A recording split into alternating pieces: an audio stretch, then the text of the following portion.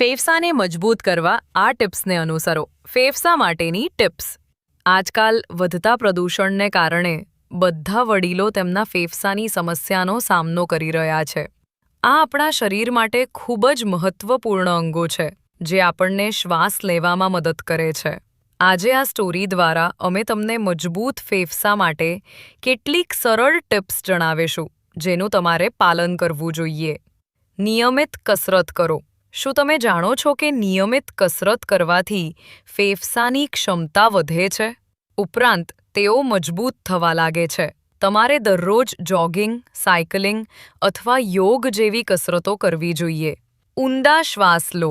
ફેફસાને મજબૂત કરવા માટે ઊંડા શ્વાસ લો. આમ કરવાથી તમારા ફેફસા ખુલવા લાગે છે, જેથી તમને શ્વાસ લેવામાં તકલીફ ન પડે. ધૂમ્રપાન ટાળો. ધૂમ્રપાન ફેફસા માટે ખૂબ જ હાનિકારક છે. આ ફેફસાની ક્ષમતા ઘટાડે છે. ઉપરાંત આ કરવાથી ઘણા પ્રકારના રોગો પણ થવા લાગે છે. પ્રદૂષણથી બચો. હવાનું પ્રદૂષણ ફેફસા માટે હાનિકારક છે. આનાથી બચવા માટે માસ્ક પહેરો.